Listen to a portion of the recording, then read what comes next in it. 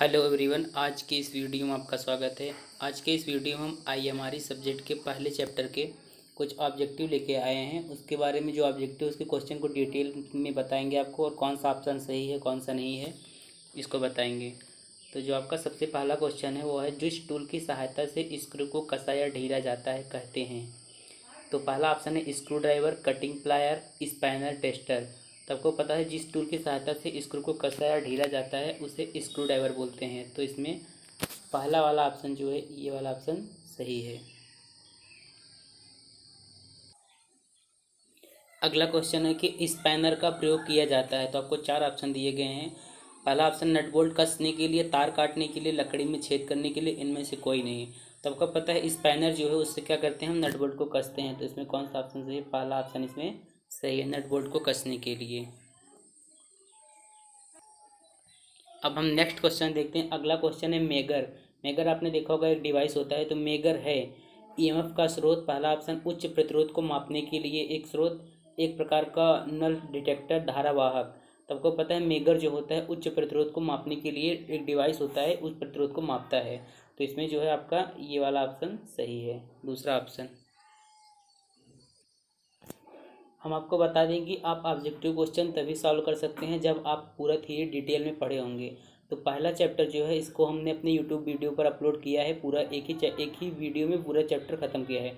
तो आप उसको देख लीजिए। इसके बाद इस अगर वीडियो को देखते हैं तो आप ऑब्जेक्टिव क्वेश्चन जितने हैं उसको सारे क्वेश्चन सॉल्व कर पाएंगे। तो चौथा क्वेश्चन हमारा है megger is also used for, मतलब मेगर का प्रयोग और कहाँ पर किया जाता है। प्रोवाइडिंग एडिशनल ईएमएफ, मतलब कि एडिशनल ईएमएफ के लिए, ब्रिज को बैलेंस करने के लिए, टेस्टिंग इंसुलेशन रेजिस्टेंस। तीसरा ऑप्शन है कंट्रोलिंग द टेम्परेचर। तो आपको पता होगा मेगर का प्रयोग जो होता है इंसुलेशन टेस्टिंग के लिए किया जाता है। इंसुलेशन रेजिस्टेंस का टेस्ट करने के लिए मेगर का प्रयोग किया जाता है। तो इसमें कौन सा ऑप्शन सही? तीसरा ऑप्शन आपका सही है। अगला क्वेश्चन देखते हैं। Megger works on the principle of Kirchhoff current law, Ohm law, Gauss law, electromagnetic induction. तो मतलब कि मेगर जो है किस सिद्धांत पर काम करता है? तो मेगर जो है इलेक्ट्रोमैग्नेटिक इंडक्शन पर सिद्धांत पर काम करता है। इसका चौथा ऑप्शन सही होगा। आपको बता दें जितने भी क्वेश्चन हमने ऑब्जेक्टिव बनाए हैं, ये जो सिलेबस दिया है पहले चैप्टर का जिसमें सिलेबस है उसी सिलेबस से ये क्वेश्चन बनाया गया है। जो मेगर है आपका क्या, टेस्टिंग इक्विपमेंट है। अब पहला ही हेडिंग जो है वो क्या है, इंस्ट्रूमेंट, इक्विपमेंट, एसेसरीज, यही सब है। तो उसी से ये क्वेश्चन बनाया गया है। तो अगला क्वेश्चन अब हम देखते हैं। हमारा अगला क्वेश्चन है मेगर को आपूर्ति द्वारा दी जाती है, मतलब मेगर को सप्लाई किसके द्वारा दी जाती है। पहला ऑप्शन है एसी मोटर, दूसरा एसी जनरेटर, तीसरा है अस्थायी चुंबक डीसी मोटर, चौथा है डीसी जनरेटर।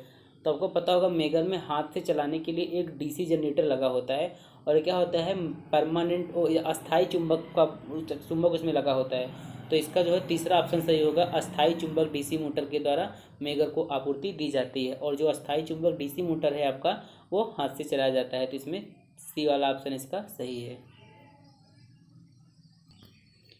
अब हमारा अगला क्वेश्चन है सर्किट में विद्युत धारा की उपस्थिति का पता लगाता है। मतलब कि कौन सी डिवाइस है जो सर्किट में विद्युत धारा की उपस्थिति का पता लगाता है। पहला है electric tester, poker, screw driver, none of this. मतलब कि कौन सा डिवाइस है जो सर्किट में विद्युत धारा की उपस्थिति का पता लगाता है। बिल्कुल सिंपल क्वेश्चन है। इसका आंसर है इलेक्ट्रिक टेस्टर, क्योंकि टेस्टर के द्वारा किस सर्किट में विद्युत धारा को चेक करते हैं। तो इसका पहला ऑप्शन सही होगा। अब हमारा अगला क्वेश्चन जो है वो है इलेक्ट्रॉनिक मल्टीमीटर को मापता है। तो कौन कौन सा है? वोल्टेज, करंट, और जो खाली स्थान है इसी में कुछ न कुछ आएगा। तो चार ऑप्शन दिए गए। पहला है वोल्टेज, करंट और रेजिस्टेंस। दूसरा है वोल्टेज और करंट, करंट और पावर, एनर्जी और पावर। जैसा कि आपने ईआईएम सब्जेक्ट में पढ़ा होगा कि मल्टीमीटर जो होता है वोल्टेज, करंट और रेजिस्टेंस को मेजर करता है, मतलब कि मापता है। तो इसका कौन सा ऑप्शन सही होगा? पहला ऑप्शन इसका सही है। अब हम 9वां नंबर क्वेश्चन देखते हैं। 9वां नंबर क्वेश्चन है electronic multimeter consist of a rectifier, मतलब इलेक्ट्रॉनिक मल्टीमीटर एक रेक्टिफायर की तरह होता है। तो पहला ऑप्शन है ट्रू और दूसरा फॉल्स, सत्य या असत्य। तो हाँ, पहला ऑप्शन ही सही है इसका। तो ये पहला ऑप्शन इसमें सही है। देखिए जो ऑब्जेक्टिव क्वेश्चन है उसको ज़्यादातर इंग्लिश में मिलते हैं, क्योंकि जो हिंदी है उसका जो अगर ट्रांसलेट करेंगे उसको तो थोड़ा गलत हो जाएगा। इसलिए ज़्यादातर ध्यान दें कि इंग्लिश को ज़्यादा समझने की कोशिश करें, नहीं तो हिंदी में करेंगे तो आपका ऑप्शन जो आप लगाएंगे वो गलत हो सकता है। तो अगला क्वेश्चन देखते हैं। अगला क्वेश्चन है हमारा कि मल्टीमीटर का उपयोग, यहाँ पे कुछ भरना है, एमीटर के रूप में किया जा सकता है। तो मतलब कि मल्टीमीटर का उपयोग किसके द्वारा एमीटर ग्रुप में किया जा सकता है। तो ऑप्शन जो है कनेक्टिंग सीरीज रेजिस्टेंस, कि मल्टीमीटर में अगर हम सीरीज में क्या करें, कुछ रेजिस्टेंस जोड़ दें तो हम उसको एमीटर ग्रुप में प्रयोग कर सकते हैं। या फिर मेकिंग यूज ऑफ ट्रांसड्यूसर, या फिर ट्रांसड्यूसर लगाकर उसमें क्या करें, एमीटर ग्रुप में प्रयोग कर सकते हैं। या making of use of a transformer, या ट्रांसफार्मर के रूप में, या कनेक्टिंग सर्ट। लेकिन अगर हम मल्टीमीटर का उपयोग कनेक्टिंग शंट के द्वारा एमीटर ग्रुप में कर सकते हैं, तो इसमें का जो है चौथा ऑप्शन इसका ये सही है, कनेक्टिंग शंट्स। अब हम अगला क्वेश्चन देखते हैं। अगला क्वेश्चन है एक सर्किट ब्रेकर है। तो आपको पता होगा सर्किट ब्रेकर क्या करता है, सर्किट को ब्रेक करता है। अब नॉर्मल कंडीशन में सर्किट को क्या करता है, ब्रेक करता है, या इंटरप्ट करता है, ब्रेक करता है, एक ही चीज़। तो ऑप्शन क्या करिए, पावर फैक्टर, करेक्टिंग डिवाइस है सर्किट ब्रेकर, ये भी गलत है। A device to neutralize the effect of transients, ये भी ऑप्शन गलत है। A wave form connecting device, ये भी गलत है। करंट इंटरप्टिंग डिवाइस, करंट को क्या करता है, इंटरप्ट करता है, मतलब सर्किट को ब्रेक करता है। तो इसमें आपका जो है ये चौथा ऑप्शन आपका सही है। अब जो हमारा अगला क्वेश्चन है, एक उपकरण जिसका प्रयोग लकड़ी पर छोटे छेद के लिए किया जाता है। तो हमारा ऑप्शन है bridal, gimlet, pocket, raw plug tool. तो इसमें जो है ब्राइडल जो है वो क्या करता है, उसका प्रयोग लकड़ी पर छोटे छेद के लिए किया जाता है। तो इसमें कौन सा ऑप्शन सही है आपका, ये पहला वाला ऑप्शन सही है। अगला क्वेश्चन है कि एक दुर्घटना है, मतलब एक एक्सीडेंट है, अनियोजित घटना दुर्घटना है, कि अनियंत्रित घटना दुर्घटना है, अवांछित घटना दुर्घटना है, या ऊपर के सभी। तो इसका ऑप्शन है ऊपर के सभी क्या हैं, एक दुर्घटना है। तो इसमें ये वाला ऑप्शन सही होगा। आप ये ध्यान दें कि इसमें जो ऑब्जेक्टिव क्वेश्चन है उसको आपको रटना नहीं है। जब आप थ्योरी अच्छे से पढ़े रहेंगे तब उसमें से कोई भी ऑब्जेक्टिव क्वेश्चन कहीं से भी पूछ ले तो आप आसानी से कर पाएंगे। जैसे यहाँ पे एक दुर्घटना है तो आप इसको रटना नहीं है, ऊपर के सभी एक दुर्घटना है, क्योंकि अब बहुकल्पी जो क्वेश्चन होते हैं उसके ऑप्शन में भी बदलाव हो सकता है, लेकिन जो फैक्ट है वो फैक्ट रहेगा हमेशा। इसलिए आपको जो फैक्ट है उसको याद करना पड़ेगा, कि जैसे कि एक दुर्घटना मतलब अनियोजित घटना, अनियंत्रित घटना, अवांछित घटना, ये सभी एक दुर्घटना होती हैं। तो आपको ये याद करना पड़ेगा ना, कि ये ऑप्शन याद करना पड़ेगा। तो ऑप्शन कभी मत याद करना, फैक्ट जो है उस फैक्ट को याद करना। 14 नंबर का क्वेश्चन अब देखते हैं कि काम करने के सुरक्षित तरीका है। ये सब जो आप पहले चैप्टर सेफ्टी डिवाइस या वर्कमैन सेफ्टी पढ़े थे उसी से रिलेटेड ये क्वेश्चन है। काम करने के सुरक्षित तरीका है, तो पहला ऑप्शन है काम करने का सुरक्षित तरीका कौन सा होता है। काम करने का एक प्रभावी और सही तरीका, काम करने का एक प्राचीन तरीका, जल्दबाजी में काम निपटाने का तरीका, सामान्य काम करने का तरीका। तो इसका जो सही आंसर होगा होगा काम करने का एक प्रभावी और सही तरीका। यहाँ गलती से हमने इसको दूसरे नंबर को हाईलाइट कर दिया है, इसमें जो होगा पहला ऑप्शन सही होगा, ये वाला ऑप्शन सही। काम करने का एक प्रभावी और सही तरीका, न कि एक प्राचीन तरीका। हमारा अगला क्वेश्चन है कि दुर्घटना से बचने का सबसे अच्छा तरीका कौन सा है। तो प्राचीन तरीके से काम करते हैं तब आप दुर्घटना से बचेंगे, कि अपने तरीके से काम करेंगे या फिर तब बचेंगे। और तीसरा ऑप्शन है नौकरी, मशीन और कार्यस्थल, मतलब जहाँ पर काम कर रहे हैं उस मशीन और कार्यस्थल से संबंधित सुरक्षा नियमों का पालन करते हैं तब आप दुर्घटना से बच सकते हैं, या सुरक्षा उपकरणों का उपयोग करते हैं। तो इसमें जो ऑप्शन होगा, जो इसमें चौथा भी ऑप्शन हो सकता है लेकिन तीसरा ऑप्शन ज़्यादा सही है, क्योंकि इसमें ए व बी दोनों दिया नहीं, तो तीसरा ऑप्शन आपका सही होगा कि जिस जिस इंडस्ट्री में जहाँ पर कार्य कर रहे हैं, जिस प्रकार का कार्य है, आप उससे संबंधित सुरक्षा नियमों का पालन करते हैं तो आप दुर्घटना से बच सकते हैं। तो अगला क्वेश्चन है हमारा कि what is the use of current transformer. तो मतलब कि करंट ट्रांसफार्मर का उपयोग क्या है। ये जो आपका ये क्वेश्चन है ये बहुत इंपॉर्टेंट है, ये जो इंस्ट्रूमेंट है ना उसमें से आ सकता है ये। What is the use of current transformer. तो करंट ट्रांसफार्मर का उपयोग क्या होता है, stepping up AC current, measuring and protection, stepping down AC current, both B and C, E all of this. तो जो डी वाला ऑप्शन अपना, इसमें 5 ऑप्शन दिए गए हैं, डी वाला ऑप्शन सही है। बोथ बी एंड सी मतलब कि बी और सी दोनों, मतलब कि यह मेजर क्या करता है, करंट ट्रांसफार्मर जो होता है यह मापता भी है और सुरक्षा प्रदान करता है, और वोल्टेज को क्या करता है, step down AC current, current को क्या करता है, स्टेप डाउन करता है। तो अब अगला क्वेश्चन देखते हैं। हमारा अगला क्वेश्चन है कि विद्युत सुरक्षा के लिए उपयोग किए जाने वाले दस्तानों का विद्युत परीक्षण कब करना चाहिए। मतलब कि जब हम विद्युत सुरक्षा के लिए अपने हाथ में एक रबड़ का दस्ताना पहनते हैं उसका परीक्षण कब करना चाहिए, मतलब कब पता करना चाहिए कि ये खराब हो गया है। टाइम है 3 महीना, 6 महीना, 12 महीना और कभी नहीं। तो इसका आंसर होगा जो होगा 6 महीने के लिए। 6 महीने बाद क्या अगर इसका परीक्षण करना चाहिए, कहीं वो रबड़ जो हाथ में पहनते हैं दस्ताना वो खराब तो नहीं हो गया है। तो इसका बी वाला ऑप्शन इसका सही होगा। अब हम 18 नंबर का क्वेश्चन देखते हैं कि विद्युत दुर्घटना आमतौर पर होती है। विद्युत दुर्घटना आमतौर पर होती है। तो आपको पता होगा कि अनसेफ इक्विपमेंट और installation, an unsafe environment, unsafe work practice, all of above. तो अगर अनसेफ इक्विपमेंट, अगर इक्विपमेंट जो है अगर सुरक्षित नहीं है तब भी दुर्घटना हो सकती है। अगर वातावरण सुरक्षित नहीं है, अगर जैसे कि वातावरण में क्या है, वातावरण सही नहीं, उसमें आप काम कर रहे हैं तब भी दुर्घटना हो सकती है। और अगर आप काम करने का आपके पास अभ्यास नहीं है तब भी दुर्घटना हो सकती है। इसलिए इसमें चारों ऑप्शन सही है। इसका ऑप्शन डी वाला सही होगा। ये क्वेश्चन जो है बिजली के 19 नंबर का क्वेश्चन, बिजली के उपकरणों का उपयोग करने के लिए सबसे खतरनाक जगह है।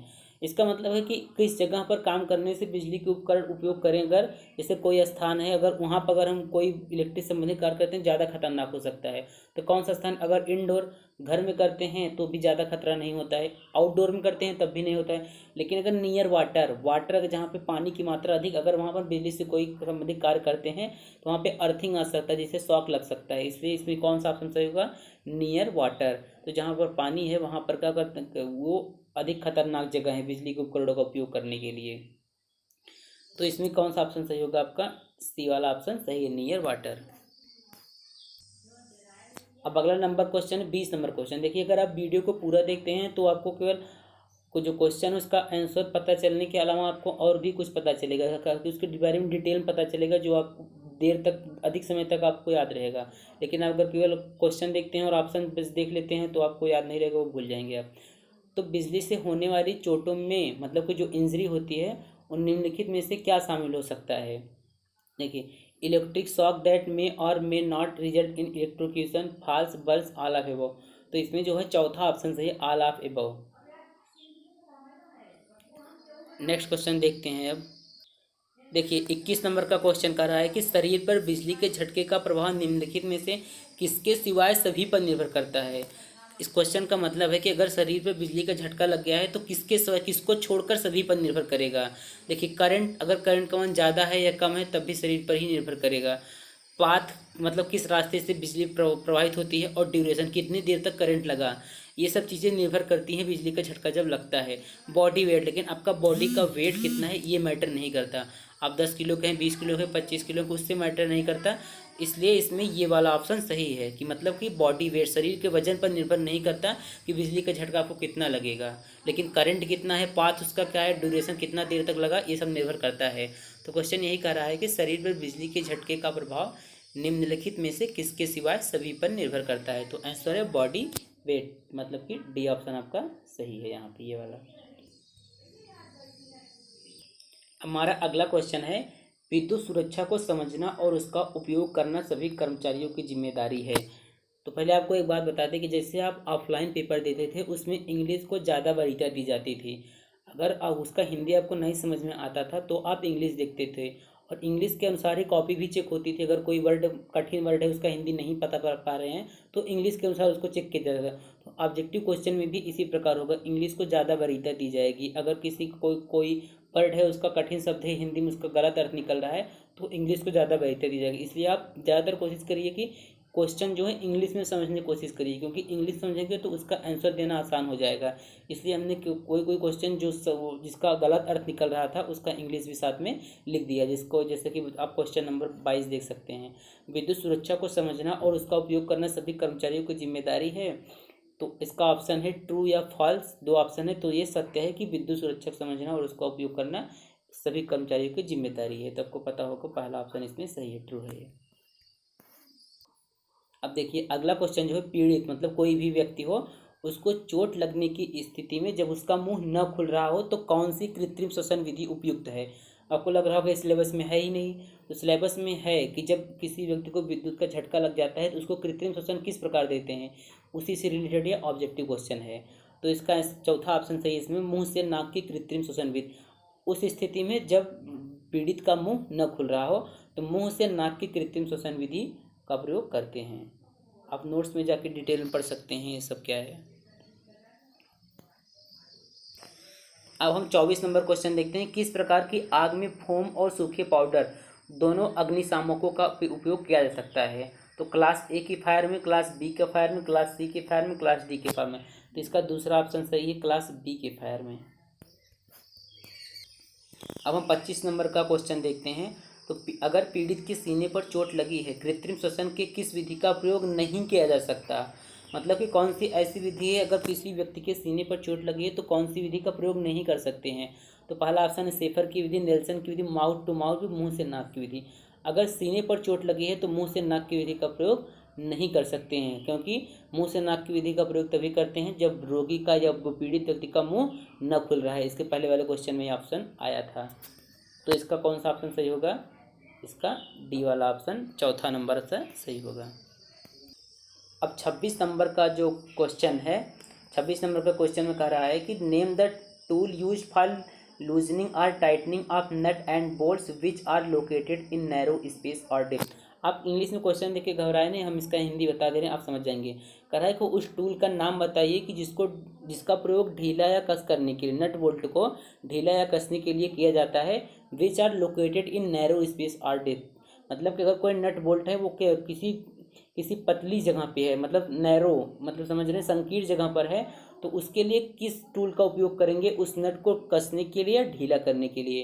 तो चार ऑप्शन दिए गए, double ended spanner, ring spanner, socket spanner, single ended open jaw adjustable spanner. तो इसमें से तीसरा ऑप्शन सही है, सॉकेट स्पैनर का प्रयोग करते हैं अगर नट बोल्ट आपका संकीर्ण मतलब पतली जगह पर है, तो उसके लिए हम सॉकेट स्पैनर का प्रयोग करते हैं उस नट को कसने के लिए या ढीला करने के लिए। चौथा ऑप्शन, तीसरा ऑप्शन सही है, सी वाला ऑप्शन इसमें ये सही है।